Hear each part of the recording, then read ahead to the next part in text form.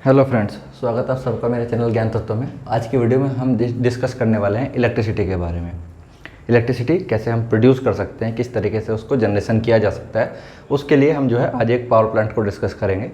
तो देखो, आज के टाइम में एकदम आम आदमी के लिए एकदम बेसिक रिक्वायरमेंट है कि हम भाई देखो घर में बिजली तो होनी ही चाहिए, क्योंकि गर्मी बहुत ज़्यादा है, पंखा नहीं चलेगा, एसी नहीं चलेगा तो काम कैसे चलेगा। ठीक है, इसके अलावा मोबाइल हमारे लिए एक बेसिक ज़रूरत है, जब तक वो चार्ज नहीं होगा उसके बिना काम कैसे चलेगा। तो इलेक्ट्रिसिटी कितनी ज़्यादा ज़रूरी है ये तो बताने वाली बात है नहीं, क्योंकि आप देख ही रहे हैं कि आपके लिए कितनी ज़्यादा चीज़ें वे निर्भर करती है आपके डे टू डे लाइफ में। ठीक है, तो अगर इलेक्ट्रिसिटी की बात की जाए कि किन किन तरीक़ों से इलेक्ट्रिसिटी को जनरेट किया जा सकता है, इलेक्ट्रिसिटी को पैदा किया जा सकता है, तो उसके लिए हमारे पास ये मेन पोर्शन है, जिसमें से सबसे ज़्यादा जो इंडिया में इलेक्ट्रिसिटी बनाई जाती है, इलेक्ट्रिसिटी पैदा की जाती है, वो की जाती है कोयले की मदद से। कोयले की मदद से किसमें? थर्मल पावर प्लांट में।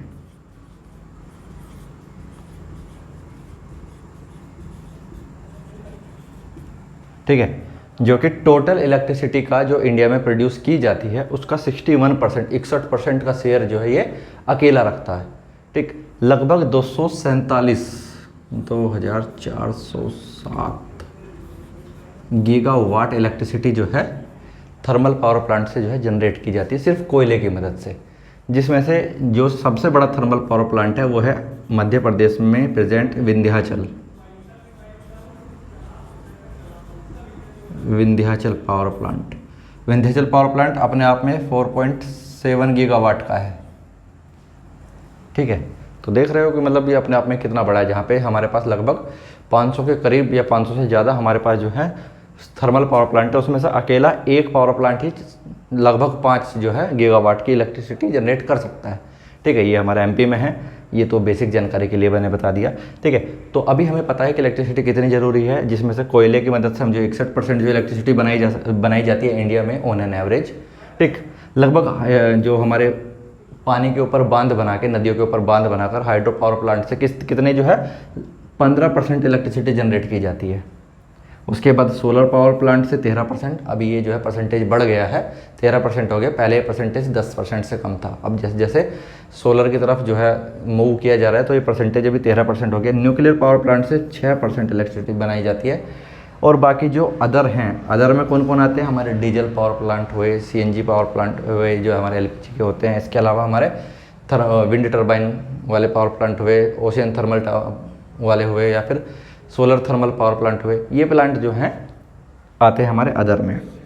ठीक है, ये बहुत ज़्यादा बड़े प्लांट नहीं होते, छोटे छोटे से प्लांट होते हैं। तो अगर इन सबको जोड़ा जाए तो लगभग 11% का हिस्सा ही लेते हैं। अब क्योंकि इसमें 7-8 अलग तरीके के जो है पावर प्लांट आते हैं, इसलिए 11% का शेयर बन जाता है। ठीक है, तो जो मेजर पोर्शन होल्ड करते हैं, जो ज़्यादा बड़ा होल्ड करते हैं, उसमें सबसे पहले नंबर पर है कोयला। कोयले वाला पावर प्लांट, इस वीडियो का हमारा मेन बनाने का पर्पज़ यही है कि हम एक बार ये स्टडी करें कि हमारा कोयले वाला पावर प्लांट कैसे काम कर रहा है। ठीक है, पावर प्लांट लगभग सबका सेम ही काम है, कुछ स्टेप्स को छोड़ के। ठीक है, तो एक बार हम एक को देख ले, बाकी सारी चीज़ें हम रिलेट कर सकते हैं। ठीक है, तो इस वीडियो में डिस्कस करते हैं कोयले वाला पावर प्लांट। अब कोयले वाला जो पावर प्लांट है उसको चलाने के लिए एक चीज़ तो हमें पता चल गई कि इसके लिए जो हमें ईंधन लगेगा वो ईंधन क्या होगा? कोयला होगा। अब कोयला जो है, हम लोग ऐसा तो है नहीं कि जहाँ पे कोयला निकल रहा है माइन में वहीं पे जो पावर प्लांट लगा ले, क्योंकि पावर प्लांट लगाने के लिए जो ज़रूरी चीज़ होती है वो इस बात को ध्यान में रख के किया जाता है कि मान लीजिए मेरे पास ये सिटी एरिया है, ये मेरे पास सिटी है। ठीक है, यहाँ पे खुदाई हो रही है, यहाँ से मेरा कोयला निकल रहा है। ठीक है, तो जाहिर सी बात है मैं पावर प्लांट अगर यहाँ पे लगाऊंगा तो यहाँ से इलेक्ट्रिसिटी यहाँ तक ले जाने के लिए मेरी जो कीमत पड़ेगी वो बहुत ज़्यादा पड़ जाएगी। ठीक है, यहाँ से इलेक्ट्रिसिटी यहाँ तक लेके जाने के लिए ट्रांसमिशन कॉस्ट जो है बहुत महंगी पड़ेगी मुझे। तो मैं क्या करूँगा, मैं पावर प्लांट कोयले की खान के पास ना लगाकर मैं कहाँ पे लगाऊंगा? मैं उसको सिटी के पास में कहीं पे कोई बंजर ज़मीन होगी वहाँ पे जो है पावर प्लांट लगाने की कोशिश की जाएगी कि सिटी के पास जो है कोई बंजर एरिया है, वहाँ पे जो है पावर प्लांट लगाया जाएगा। क्योंकि कोयला तो जो है ट्रेन से लाया ले जाया जा सकता है और उसमें उतनी कीमत नहीं आती जितनी कीमत जो है टावर लगाकर पावर को ट्रांसमिट करने में सिटी एरिया में आएगी। ठीक है, हालांकि ये कोयला लाना ले जाना भी सस्ता नहीं पड़ता है। देखो, मैं अपने पास्ट एक्सपीरियंस से बताता हूँ कि जब मैं रेलवे में था तो वहाँ पे जो मथुरा की रिफाइनरी है, मथुरा रिफाइनरी अप्रोक्सीमेटली पेट्रोल जो है महाराष्ट्र तक लेके जाने के लिए 1 सिंगल टन का 2 करोड़ चार्ज करती थी, ठीक है, वो रिफाइनरी से। और उसको जो है एक जगह से दूसरी जगह, मतलब अगर एक स्टेट से दूसरे स्टेट में लेके जा रहे हैं लगभग 1000 किलोमीटर, 1,500 किलोमीटर के आसपास, तो उसका वो चार्ज कितना रहता था? 2 करोड़ रहता था एक ट्रेन का एक बार जाने का, ठीक है। तो ये कीमत भी कुछ कम नहीं है। तो इसकी भी, कोयले की भी कीमत लगभग इतनी ही होगी, क्योंकि मालगाड़ी आपने देखी है बहुत ज़्यादा कोयला वो लेके जाती है, ठीक है। तो अभी हमारे पास कोयला आ रहा है कहाँ पे? पावर प्लांट में। हमारे पास एक पावर प्लांट आया। पावर प्लांट के पास क्या आया कि हमारे पास, हमको चाहिए यहाँ पे क्या? कोयला चाहिए।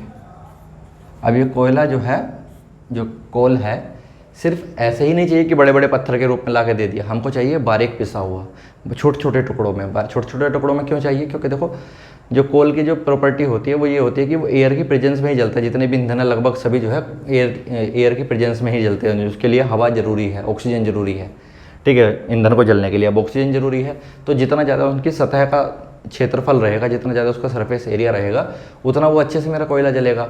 तो मैं क्या चाहता हूँ कि मेरा जो कोयला है एकदम बारीक पिसा हुआ होना चाहिए, जिससे क्या हो, उसमें पूरे कोयले में तुरंत के तुरंत आग लग जाए और मुझे जो है ज़्यादा से ज़्यादा अच्छी क्वालिटी की हीट मिले, ठीक है। ऐसे बारीक पिसे हुए कोयलों को हम बोलते हैं पुल्वराइज्ड कोल।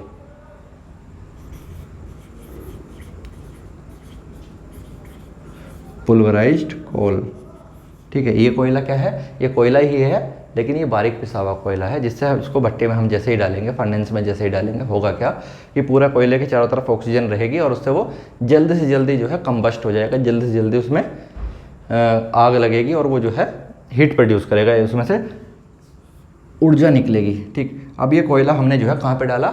भट्टी में। सिंपल सी बात है। ये रही हमारी फर्नेस।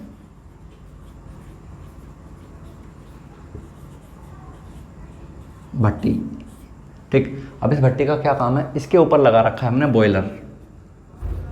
ये है हमारे पास, इसको लिख देता हूँ अलग, बॉयलर,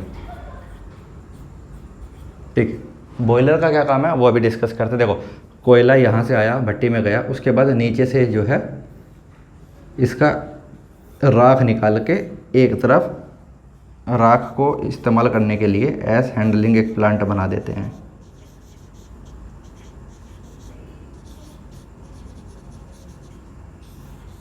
ठीक है। एस हैंडलिंग प्लांट में यहाँ पे जो कोयले की जो राख आ रही है वो यहाँ पे आके इकट्ठा हो रही है, और उसकी मदद से कैसे जो है एसीसी की हम जो है ईंटें बना रहे हैं उसमें सीमेंट ऐड करके, उस बारे में हम जो है एक अलग वीडियो में डिस्कस करेंगे, क्योंकि ये अभी इस टॉपिक का मुद्दा नहीं है। इस टॉपिक का मुद्दा है कि हमारा पावर प्लांट कैसे काम कर रहा है, ठीक है। तो यहाँ पर हमारे पास बॉयलर आया। बॉयलर के अंदर क्या है कि जो हीट है वो पूरी की पूरी बॉयलर में ट्रांसफ़र हो रही है। जाहिर सी बात है, अगर हमने भट्टी के ऊपर बॉयलर रखा हुआ है तो जाहिर सी बात है हीट कहाँ जाएगी? बॉयलर के अंदर जाएगी। अब यहाँ पे इस हीट को इस्तेमाल करने के लिए हमने क्या किया, एक पानी की नली डाल दी और उसको जो है इस तरीके से घुमा दिया, ठीक।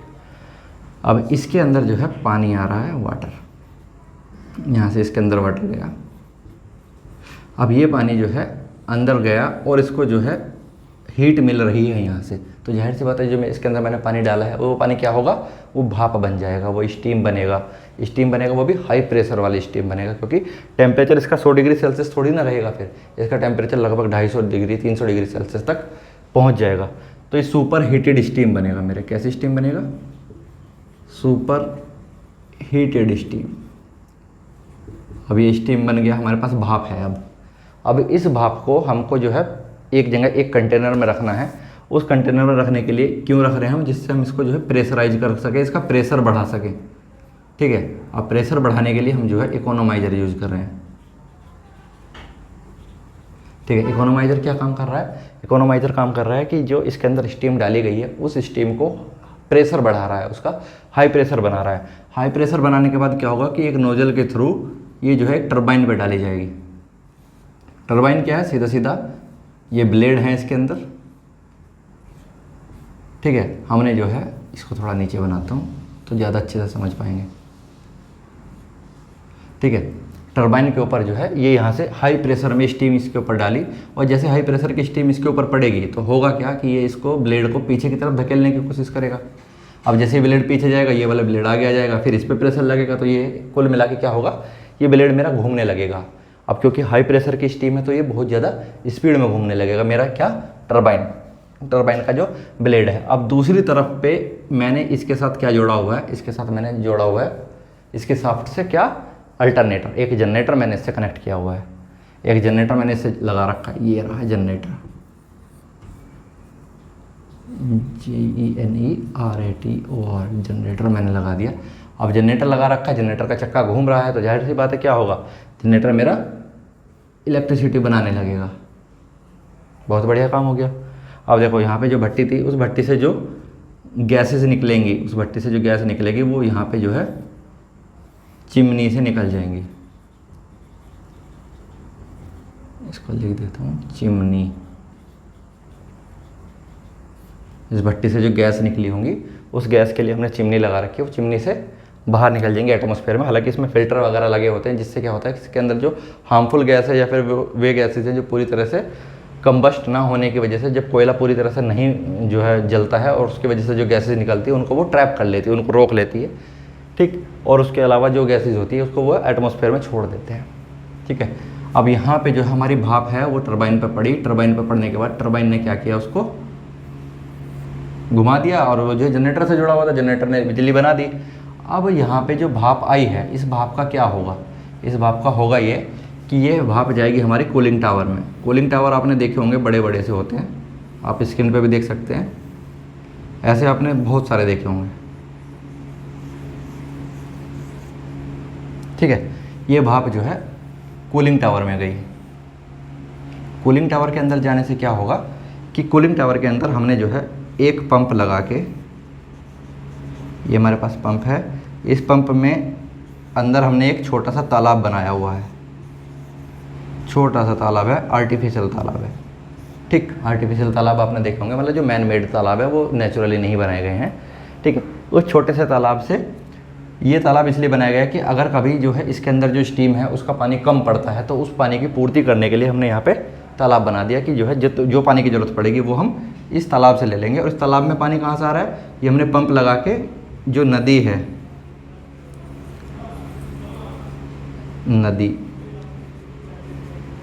नदी से पंप की मदद से तालाब में पानी डाला, उसको फुल किया और इस फुल करने से इसका कनेक्शन कर दिया हमने इसके साथ, तालाब के पानी का कनेक्शन कर दिया। अब यहाँ से मेरे पास जो है गर्म स्टीम आई और यहाँ पे जो है इसको स्टीम को रोकने के लिए हमने जो है फ़िल्टर लगाए हुए हैं। अब यहाँ से जो है मेरा जो है कूलिंग एयर, जो प्राकृतिक हवा है, जो नेचुरल हवा है, वो जो है यहाँ से पास होकर ऊपर की तरफ उठ रही है।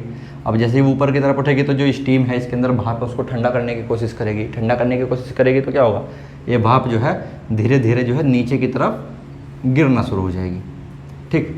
हो सकता है कुछ भाप जो है इस फिल्टर को पास करके एयर में चले जाए। वो भाप अगर यहाँ पे स्टीम निकल गई बाहर तो उसकी पूर्ति करने के लिए क्या है हमारे पास, उसकी पूर्ति करने के लिए हमने ये तालाब अलग से लगाया हुआ है कि जो है रिजर्वायर से पानी आएगा और वो पानी जो है उसकी पूर्ति कर देगा। अब हमारे पास जो इसका पूरा कलेक्शन आया, उस पूरे पानी को कलेक्ट करके हमने क्या किया, फिर से एक पंप लिया और ये पंप क्या काम कर रहा है, जो हमारे पास कंडेंस वाटर आया, जो हमारे पास इकट्ठा होने के बाद पानी आया भाप का, और जो कमी पड़ी उसको तालाब से ले लिया, उसको पूर्ति करने के बाद हमने ये पानी दे दिया डायरेक्ट कहाँ पे, पंप की मदद से बॉयलर को। अब बॉयलर ने वो पानी फिर से लिया, उसको गर्म किया, गर्म करने के बाद वो इकोनोमाइजर पे गया, इकोनोमाइजर ने टरबाइन को घुमाया, टरबाइन को घूमने से जनरेटर घूम गया, जनरेटर के घूमने से मेरी इलेक्ट्रिसिटी बन गई। इलेक्ट्रिसिटी आगे चल के क्या काम कर रही है ट्रांसमिशन के लिए, उसके बारे में हम एक अलग से वीडियो में डिस्कस कर लेंगे। और यहाँ पे जो है फिर ये स्टीम जो है वापस आई कूलिंग टावर में, कूलिंग टावर से वो ठंडी होके फिर से आ गई, पंप ने खींच ली, पंप ने फिर यही साइकिल इसमें चलता रहता है और इसी की मदद से हमारी इलेक्ट्रिसिटी जनरेट होती रहती है। अब इसमें मेन काम है, देखो एक तो भट्टी लगातार चलती रहनी चाहिए, क्योंकि अगर बॉयलर ठंडा हो जाएगा तो वो सुपर हीटेड स्टीम नहीं बना पाएगा। हो सकता है वो भाप बना दे लेकिन उतना हाई टेम्परेचर तक के ना बना पाए, तो फिर प्रेशर नहीं बन पाएगा, प्रेशर नहीं बनेगा तो टरबाइन नहीं ठीक से घूमेगी, तो जो रॉ मटेरियल की जो मात्रा है वो कम नहीं होनी चाहिए। हालांकि जो है कोयले की जो मात्रा है धीरे धीरे कम होती जा रही है, तो हमको अल्टरनेटिव सोर्स ढूंढना पड़ेगा। लेकिन अभी आप देखिए कि लगभग 61% का जो भाग है वो ऑल ओवर इंडिया में कोयला जो है कैप्चर करके रखा हुआ है कि 61% इलेक्ट्रिसिटी सिर्फ कोयले से बनाई जा रही है। तो इतना उत्पादन जो अगर हो रहा है तो उस उत्पादन में आप समझ सकते हैं कि कोयले की कितनी महत्वपूर्ण भूमिका है हमारे जीवन को खुशहाल बनाए रखने के लिए। ठीक है, उम्मीद है आपको समझ में आया होगा कि किस तरीके से हमारा एक थर्मल पावर प्लांट काम कर रहा है। अगर आपको इससे संबंधित कोई भी डाउट है तो आप मुझे कमेंट करके बता सकते हैं। बाकी मिलते हैं अगले किसी एक इम्पोर्टेंट टॉपिक के साथ जो आपको पता होना चाहिए। बाकी वीडियो अच्छी लगी हो तो लाइक सब्सक्राइब कर देना भाई। ठीक है, मिलते हैं अगली वीडियो में।